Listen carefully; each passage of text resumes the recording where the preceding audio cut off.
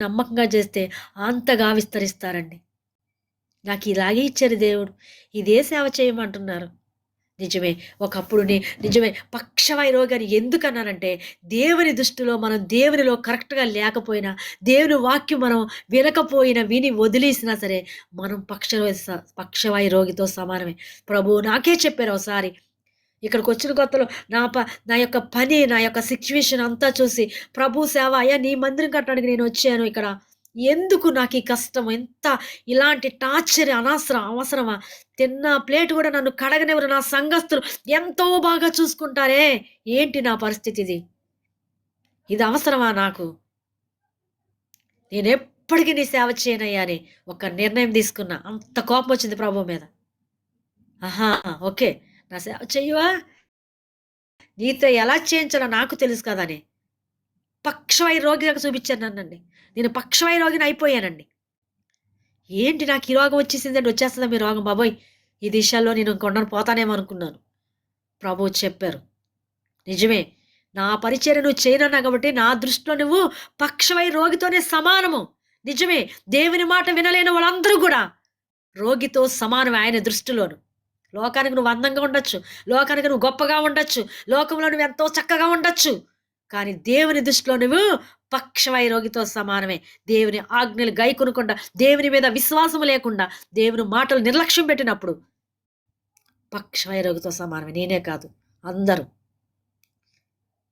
ఇప్పుడు భయమేసిందండి. ఆ యొక్క వ్యాధిగ్రస్తురాలిని చూసి ప్రార్థన చేయడానికి వెళ్తే అయ్యగారు నేను ఏంటి ఈవిడ దగ్గరికి తీసుకొచ్చారు ఈయన, ఈవిడ స్వస్థపడతదా? అని అన్నానండి. ఆమెను చెప్పగానే ఆవిడ స్థానంలో నేను కూర్చున్నా. ఒళ్ళంతా చెమటలు పట్టేసింది. ఏంటో అర్థం అవ్వట్లా. ఏంటిది?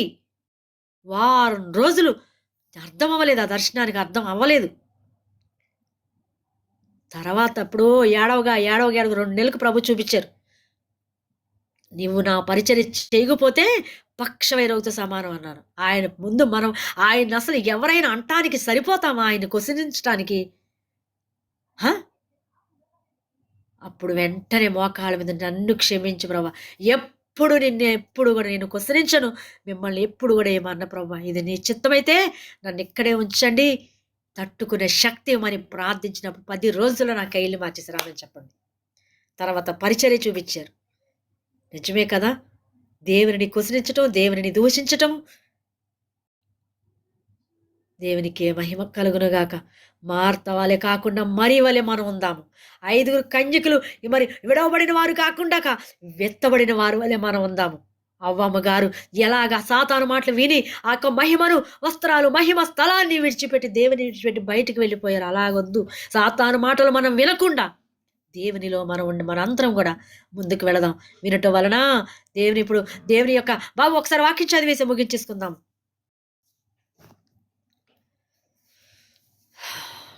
మొదటి నుంచి అండి. చదువునాను. నా ప్రియ సహోదరులారా, మీరు ఈ సంగతి ఎరుగుదురు గనుక ప్రతి మనుష్యుడు వినుటకు వేగురపడును, మాట్లాడుటకు నిదానపడును, కూపించుటకు నిదానపడును వాడై ఉండవలెను. ఎందుకనగా నరుని కోపము దేవుని నీతిని నెరవేర్చదు. అందుచేత సమస్త కల్మషమును విర్రవీగుచున్న దుష్టత్వమును మాని లోపల నాటబడి మీ ఆత్మలను రక్షించుటకు శక్తిగల వాక్యమును సాత్వికముతో అంగీకరించుడి. దేవునికి మహిమ కలుగునుగాక. సాత్వికముతో అంగీకరించాలట. నిదానంగా అంగీకరించాలట. ఎంత గొప్ప అద్భుతమైన మాటలు. ఆయన నీతి ఎంచాలంటే, ఆయన నీతిగా మనం చూడాలంటే గనక ఆయన మాటలు మనకు నీతిగా ఉండాలి. మనలోనూ నివసింపచేయాలి. ఆ మాటలు నివాసం ఉండాలి మన హృదయంలోను. ప్రతి మాట ఇక్కడ ఉంచుకోవాలండి. ఒక్కోసారి ఆ యజమానులు గబుక్కున మాట తొందరపడిపోతానండి నేనైతే. అయ్యో ప్రభా క్షమించు తండ్రి. అస్సలు తొందరపడను ప్రభా. తొందర రానివ్వద్దు ప్రభా నాలోను. నిజమే కదా! వాళ్ళు చేసే పనులకి మనకు తొందరపడిపోతాం. వెంటనే క్షమాపణ అడగండి ప్రభువుని. మీరు కూడా ఆ సిట్యుయేషన్‌లో ఉండొచ్చు. ఎందుకంటే నా స్థానంలోనే మీరు కూడా ఉన్నారు కాబట్టి. కోపం వచ్చేస్తది. నాయనా నాకు తండ్రి కోపాన్ని రానివ్వద్దు ప్రభా. క్షమించండి ప్రభా. వారికి మంచి మనసు దయచేయండి ప్రభా. ఈ దాసురాల పట్ల యజమానులు దయ చూపించేలాగా సహాయించండి స్వామి. ఓపికతో నేను ఉండాలి ప్రభా నాయన. ఓపిక నశించిపోకూడదు. అలాగందరం కూడా ఆయన వాక్యం భయముతో ఉండి మనం అందరం కూడా భయపడిపోవాలి. ఆయన వాక్యం, ప్రభా నా వాక్యం, ఈ వాక్యం నాలో ఉంది ప్రభా, ఈ వారం అమ్మగారు ఈ వాక్యం చెప్పారు ప్రభా, నాలో ఉంది, నీలో నుంచుకోండి, నీలో నివసింపచేయండి ఆ వాక్యాన్ని. ఇంకోటి జోడు చేసుకోండి, వాక్యం ద్వారా మనందరం కూడా బ్రతకాలండి. వాక్యమే, నీ వాక్యమే నన్ను బ్రతికించును, నీ వాక్యమే నన్ను స్వస్థతకు పరచును, నీ వాక్యమే నాతో మాట్లాడును, నన్ను రేణింపు చేయను, నన్ను ఎత్తబడి రేపొద్దున రాకలో ఎత్తబడాలన్నా సరే ఆ వాక్యం ద్వారా మాటలే. దేవునికే మహిమ కలుగునుగాక. నీ వాక్యమే నన్ను బ్రతికించెను, బాధలలో నెమ్మదినిచ్చెను, నా బాధలలో నెమ్మదినిచ్చెను. కృపాశక్తి దయాశక్తి సంపూర్ణుడా, వాక్యమయ్యున్న యేసు వందనమయ్య. వాక్యమై మనలో ఉండాలట.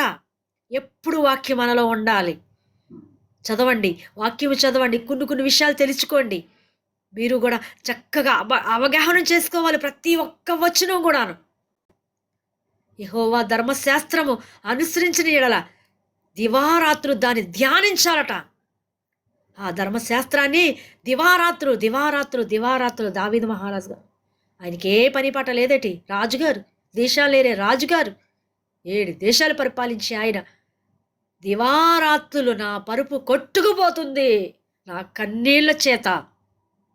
నిజమే కదా. మనకు తెలియకుండానే ఆయన వాక్యం మనలో ఉన్నప్పుడు మనకు తెలియకుండానే కన్నీటి ప్రార్థన వస్తుంది, మెలుకు కలిగి ప్రార్థన వస్తుంది, ప్రసవ వేదన ప్రార్థన వస్తుంది, ఎన్నో మనకి మోకాళ్ళ మీద ఉండి ప్రార్థన వస్తుంది. అనేకల కొరకు విజ్ఞాపన ప్రార్థన చేయవలసిన బాధ్యత మనకుంది. వాక్యం మనలో ఉంచుకొని వాక్యానుసారంగా వాగ్దానం ఎత్తి ప్రార్థన. నిజమే, ఆయన వాక్యం మనలో ఉన్నప్పుడు ఎన్నో జరిగిపోతాయి మనకు తెలియకుండానండి కదండి. జరగట్లేదు. ఒకసారి అంటున్నారు ఎవరో కానీ మన గ్రూప్లోనేని ఎవరో కానీ అంటున్నారు, ఇంత పని చేయాలి, ఇంత పరిచర్య చేయాలి, ఎలాగన్నప్పుడు మీరు ఎక్కడ చేస్తున్నారు పని? మీరు చేస్తున్నారు అమ్మగారు, ప్రభు మీతో ఉండట్లేదా? నిజమే కదా.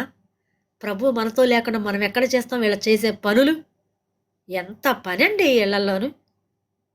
అయినా సరే దేవుని సన్నిధి విడిచిపెట్టకుండా ఇలాగేదో సమయం ఇప్పుడు ప్రార్థన, లైవ్ టిక్టాక్లు, వీడియోలు, ఇండియాలో ప్రార్థనలు, కుటుంబంతో మాట్లాడటం కూడా తగ్గించేస్తారండి. నిజంగా మీరు నమ్మని నమ్మకండి. ఎందుకంటే దేవుని కంటే ప్రథమ స్థానం మనం దేనికి ఇవ్వద్దండి.